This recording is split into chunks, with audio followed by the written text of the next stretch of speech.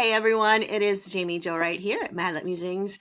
And it's always fun to see who's going to join the show. And today we have with me Rene Gutteridge, and I'm really excited. So, hi Renee, and welcome. Hey, thanks for having me. I'm super excited. I'm excited to have you here too.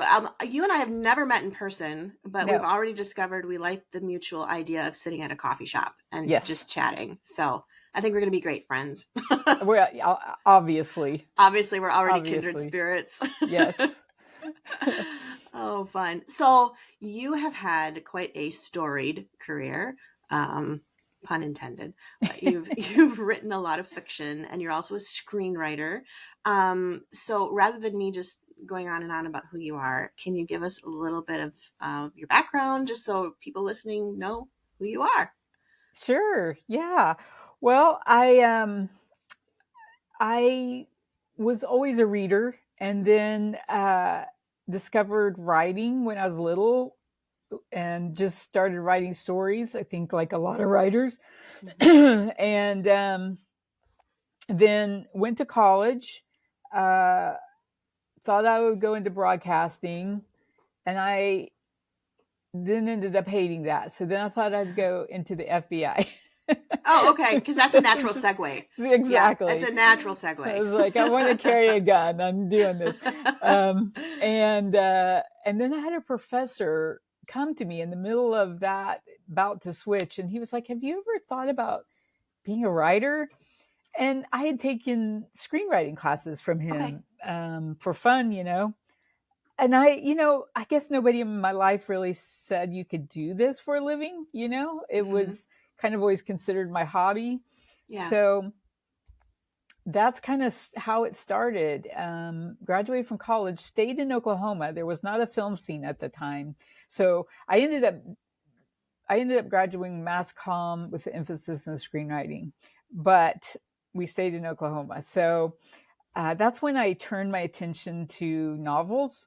Okay. Um, and I did the whole writers conference thing. I Hmm. I went to I didn't even know what a writers conference was. Never heard of it till I got like this little I don't know, postcard in the mail. I think it was oh, I can't remember now which conference it was, but Hmm. I just dove into all of that. Yeah. Started going to conferences, loved it, was with my people, and started learning and really studying it. I knew there was a learning curve to this, especially from screenwriting over to fiction writing. Hmm. And then I got published fairly young when I was 26 years old. My first book was Ghostwriter with Bethany House, Hmm. and spent 20 years doing that. Yeah. I've published, I think, 26 books at this point, Awesome. most of those novels. And then but I never lost my love for film and screenwriting. Okay. Didn't really think it was a possibility because of Oklahoma, being in Oklahoma. But the film Yeah. scene started sort of exploding here in Oklahoma. And around that time, I I got a strange string of uh, offers to write novelizations of motion pictures. So Okay. I did like 5 of these. And that opened as a door for me back into filmmaking. And from there, I ended up making uh, an independent film with a friend of mine based on my book Skid, and it won Dead Center Film Festival's Best Oklahoma Feature, Awesome. which is our big film festival here. Yeah. And then from there, at that film festival, I met.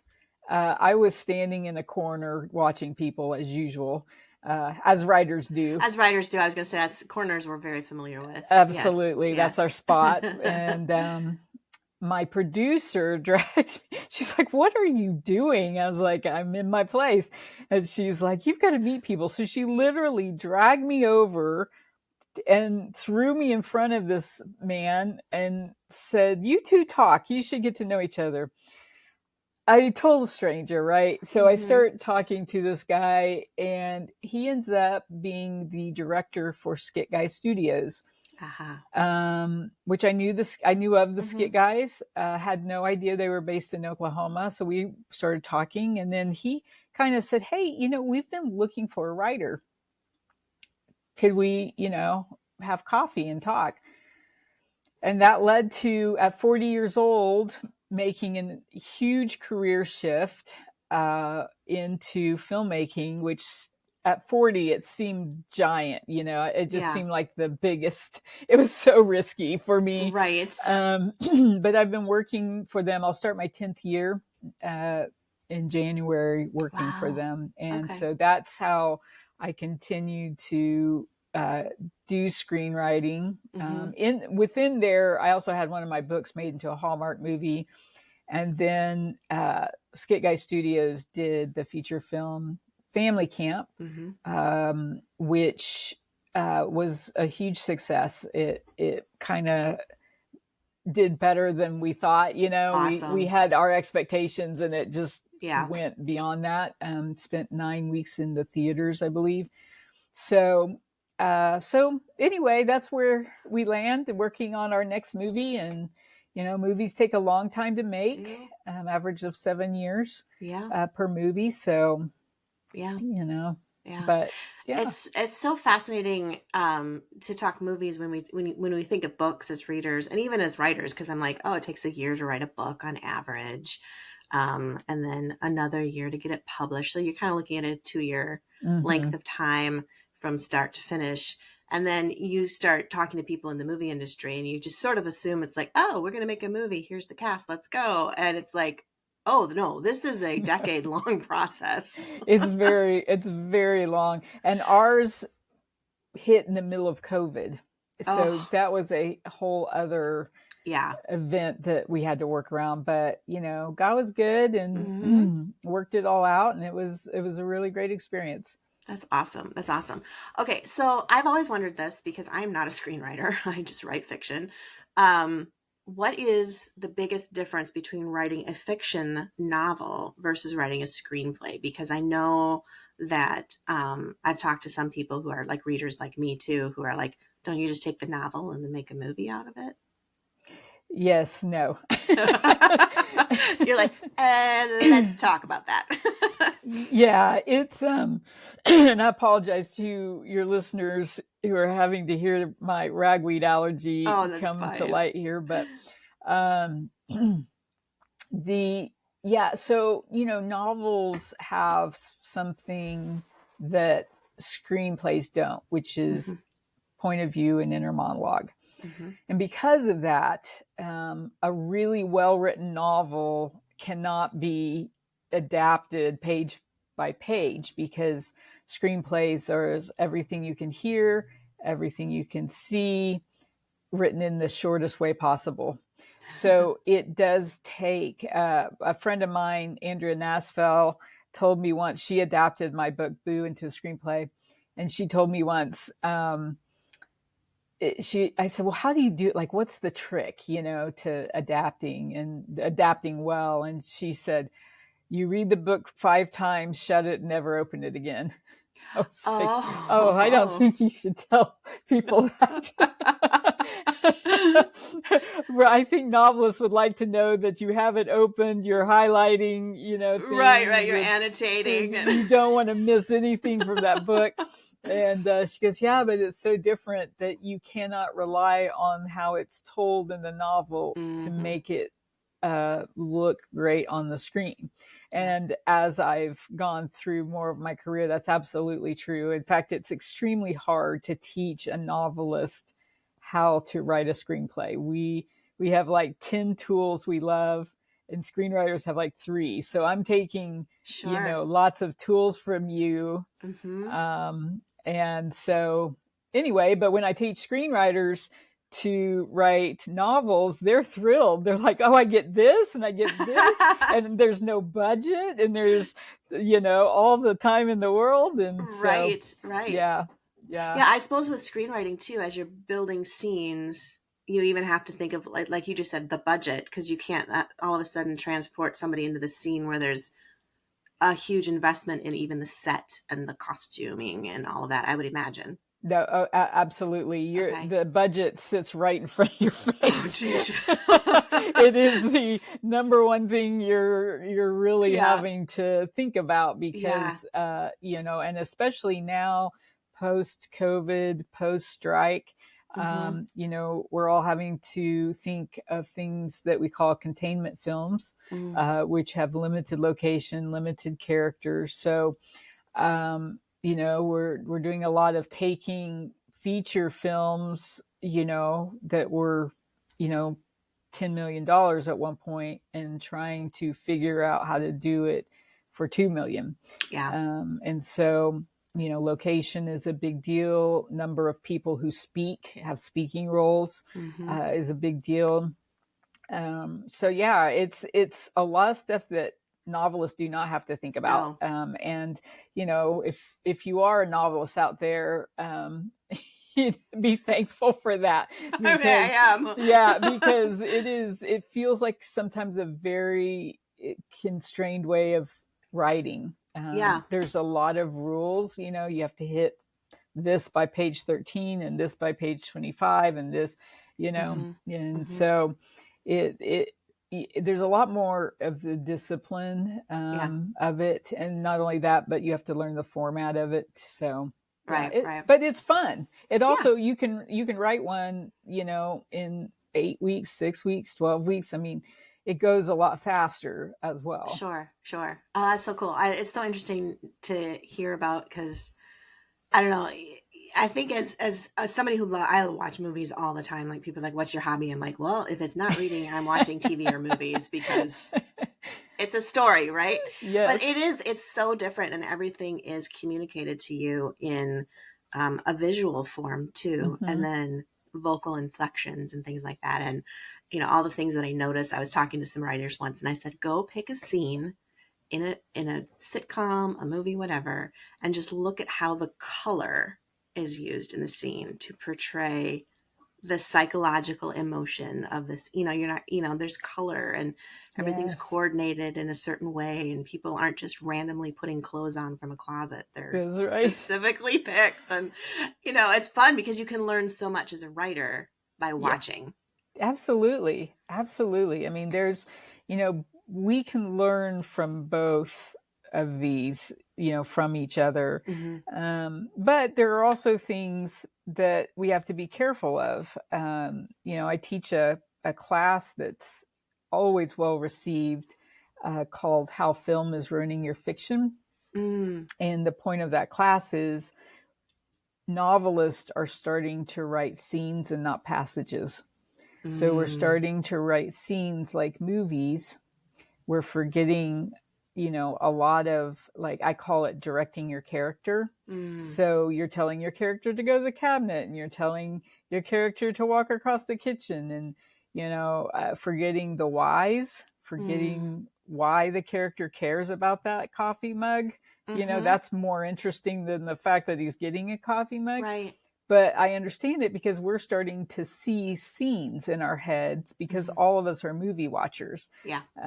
So it infiltrates sometimes in a negative way. But if you're Mm-hmm. aware of it, there are many things you can pull from screenwriting as well, like very tight dialogue. Mm-hmm. Um, Yeah. you know, Yeah. I do want to get to talking about the movie Family Camp, but before we go there, I was as you were chatting, I was thinking about I was reading a couple books this last year, and I was having a difficult time because right as I would get into the scene, then the scene would change, and I kept going back and forth. And I went to my husband and I said, I can't figure out. They're interesting books, but I keep feeling like it's just going really fast. He goes, it's probably the new fiction.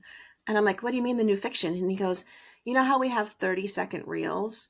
He goes, now we have 30-second scenes in books because our mm-hmm, attention spans, and he's into psychology and everything. So he's like, our attention spans have become so much shorter that you'll probably see in fiction as younger writers come up, that mm-hmm. scenes get shorter and more quippy and to the point, and then they move on. And I'm like, oh, that's Yeah. terrifying. Well, and in my opinion, I guess Mm-hmm. being of the older generation, but it also is most likely a book you won't remember.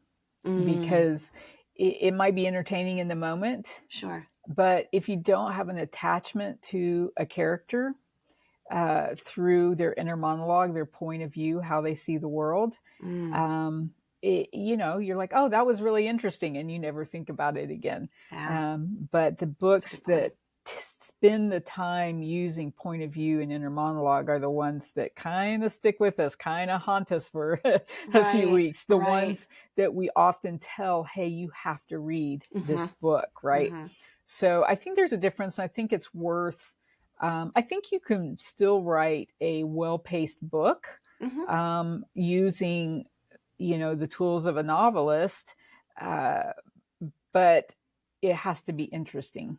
Yeah. We often, as novelists, we're so engaged. We have 15 plates spinning. Mm-hmm. And sometimes the ones that we forget is interesting and entertaining, Right, right. because we can Yeah. really get bogged down into the Oh, yeah. story, Yeah, yeah. so And then you can get the messages from your editor like I got was, Charles Dickens is dead. Let's let him stay in the grave. We don't need 5 pages to describe the room that the character just walked into. exactly.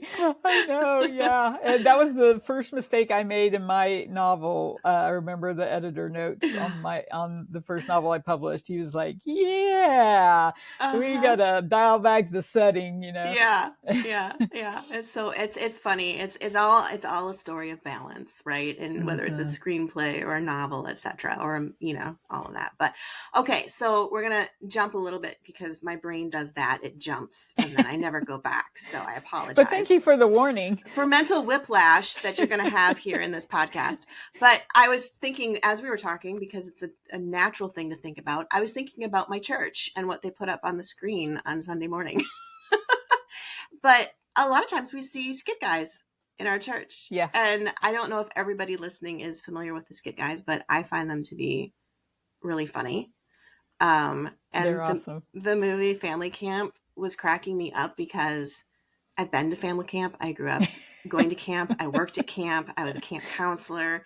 And people think those things are exaggerated, and some of them are not. They're not. Yeah. I think we've all had some kind of camp Yeah. experience that we can identify with. Yes, yes. I remember one that sticks out, and looking back on it now, I'm like, oh my gosh. But my friend and I, there was a prison not too far from the camp that we worked from, and somebody escaped the prison.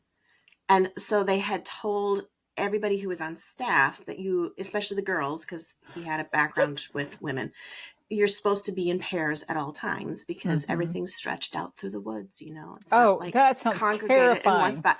So my friend and I decide we forget, because that's who we are. We forget that there's this random criminal running through the woods hunting women. And we decide, let's go build a campfire in the woods and just have a deep moment of spiritual worship and connection with the Lord. And no joke, we're sitting around this little tiny campfire that was pathetic because we didn't know how to build one. And we're literally singing worship songs like "Shine, Jesus, shine," And all of a sudden, my friend looks at me. She goes, "Oh my gosh!" And I'm like, "What?" She goes, "I forgot. The felons escaped." And then we freaked ourselves out. Every stick that cracked, we are throwing dirt on the fire, and we linked arms, and we were running down the trail in the woods going, "Shine, Jesus, shine," trying to get back to civilization so we weren't murdered. And we get back, and I'm just like, that is such a classic camp moment. It is the campfire story to be told through the generations. And some of those old worship songs, and we were singing loud because we're like, man, if we're gonna die at the hands of this felon in the distant north woods of Wisconsin, we are gonna go down worshiping the Lord. That is so funny. I'm going to have to share that with the guys because they will love that story. That might spark an entirely new family camp movie. Who knows what's going to happen with that? Oh, funny. That's a really great story. Oh, it's one that I love to tell my kids, and my husband has been a youth pastor, so when we are always around the campfire, I tell them about the felon and the worship music, and keeping your wits about you when you know that you're going to be murdered. You go down singing praise songs. That's always my thing. It's so precious your age and how innocent you were out there trying to be with Jesus. And We were like 15 or 16, I oh think yeah, it was. It was just yeah. like, we're just lost in the woods thinking, oh, this is just beautiful. I did get close to the Lord. I did. Oh, I bet. Both in spirit and potentially in body too. I'm not sure. Oh gosh. I always kind of like in the past now I look back and I'm like, I wonder if the felon was in the woods watching us going, those are two I am staying far away from. They are more terrifying than I am. Yeah, right? Those are not girls I want to chase down. Maybe he turned his life over to the Lord. I know. We have no idea what we'll find happening. out when we get into heaven that all of a sudden this guy comes up. Remember that time you were running through the woods to save your life from me and singing worship songs? I met Jesus that day.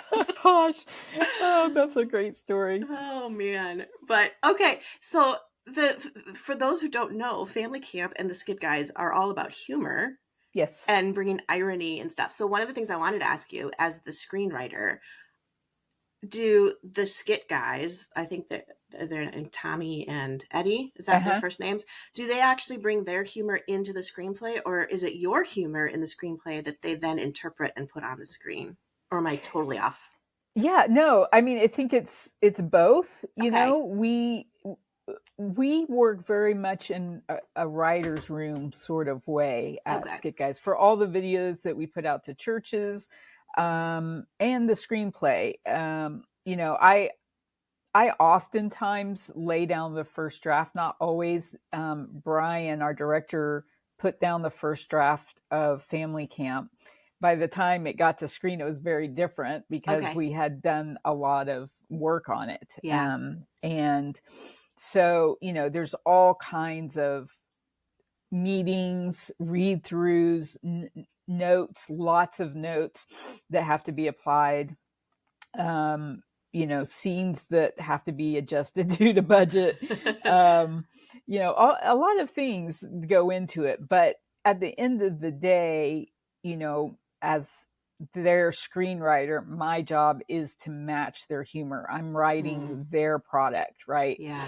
And over the years, my humor has very much adapted to them. So, you know, in some of my other projects, I don't necessarily do that, but anything I'm writing for the Skit Guys, we write on brand, right? There are certain things that are very important to us, and that we want in all of our scripts. So, you know, it's my job to make sure that that's all in there, that it feels good to them, and, you know, they'll speak up about it too. So it's really fun. You know, I went from a very solitary job writing novels to a very collaborative job. That's so cool. Writing screenplays, and I really enjoy it. Yeah. Now, have you been to family camp, like an actual family camp before? So did they send you for experience? No, my parents wouldn't go to a family camp if you paid them. But I have gone to many youth camps. That was my whole youth. We went to 1 to 2 every year. So yeah, I'm, you know, definitely familiar with the culture. Yeah. Yeah, that's awesome. I love it. And they do get in a lot of scrapes in this movie, and yes, and a lot of humor, but there's also an element of spiritual truth that comes out. And so I was going to ask you, kind of as a last question here, it's probably a big one though. How do you think, and why, I guess I should say, why do you think merging spiritual truths with humor and the screen is so important, especially in today's world and culture of families and people watching? Yeah, that's a great question. So we really believe that humor does open up the heart to receive truth. And we have found that to be true. And I think that's true for all of us. When we're laughing, we can hear things we need to hear better, right? Right. So, I mean, we definitely feel like that's our calling, you know, our company's calling. And Tommy and Eddie certainly believe that. They tour live all over the country. And, you know, in the case of Family Camp, it was kind of funny because we were also mildly commenting on Christian culture, right? And Mm-hmm. camp culture and some of Mm-hmm. those things. And so,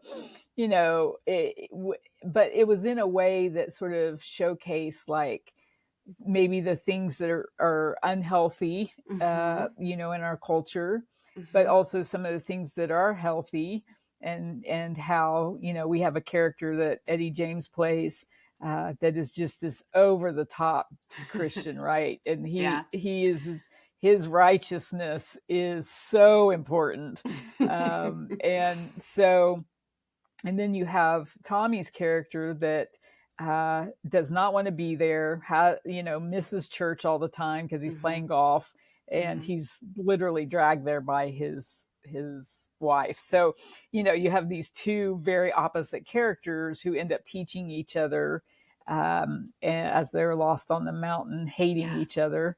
Yeah. And so it's fun, it's a good way to explore without Mm-hmm. uh, being offensive.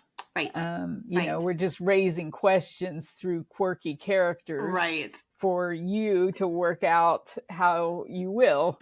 You know. Yeah, exactly. And it's true. I mean, camp does have a way of throwing people together who have extremely different and varied backgrounds within the Totally. Christian church. And you go in there thinking, I remember as, even as a kid, but even when I was on staff going in thinking, oh, these campers are all going to believe the same thing and have the same values. And you're like, oh, and let me just dial back here and reset my interpretation of Christianity as a whole.